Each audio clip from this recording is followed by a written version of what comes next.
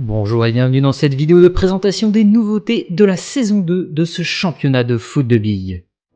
Vous avez devant vous le trophée, remporté par les Poissons lors de la première saison, et j'aimerais tout de suite vous présenter la plus grosse nouveauté de cette seconde saison, le terrain.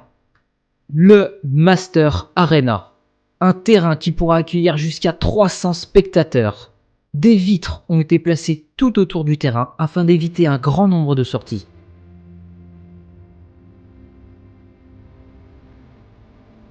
Des bancs ont été disposés pour le coach et les remplaçants.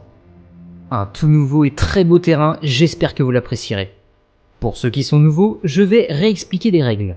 Les matchs se jouent en 4 contre 4. Demi-temps où les joueurs seront lancés sur les rampes.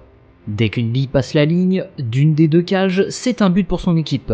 Il n'y a donc pas de but spécifique pour chaque équipe. Pour cette seconde saison, il y aura aussi dorénavant 6 joueurs par équipe. Donc 2 remplaçants par match. Et ce sera très important pour la rotation des effectifs, puisque nous allons introduire les cartons jaunes et rouges cette année. Maintenant, dès qu'un joueur sortira des limites du terrain ou fera une faute grave sur le terrain, il recevra un carton jaune.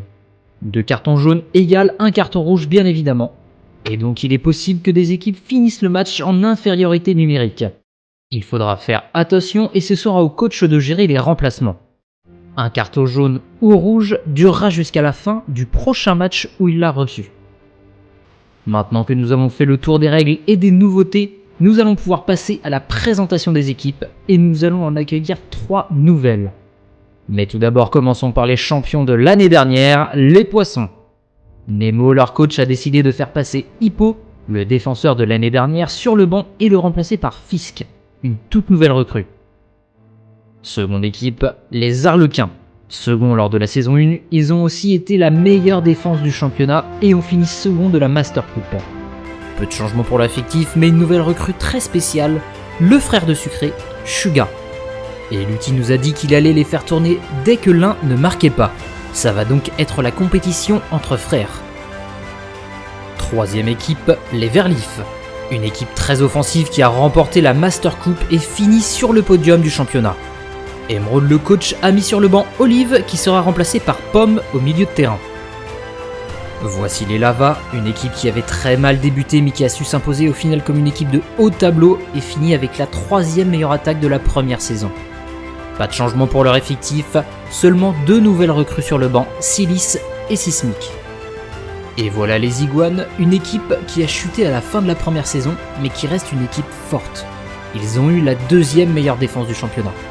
Sava, leur coach, a voulu remplacer Lizar, l'attaquant de pointe qui n'avait pas très bien performé, par Lucer, une toute nouvelle recrue.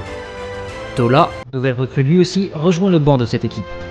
Les Waves, une équipe qui est restée toujours dans le bas de classement, avant de se réveiller lors de la fin du championnat, afin de ne pas se faire éliminer.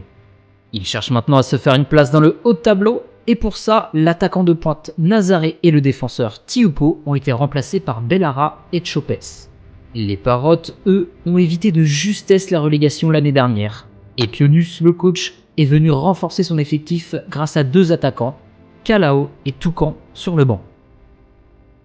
Et maintenant, passons aux nouvelles équipes. Tout d'abord, Futo, une équipe qui nous vient tout droit du Japon où ils sont très respectés. Hongo, le coach, est à la tête de l'équipe depuis un moment et espère une bonne place dans ce championnat. Deuxième nouvelle équipe, les Bees, qui veulent venir piquer la concurrence. Le coach Mellifera a choisi les meilleurs de son espèce pour constituer son équipe et performer lors des matchs.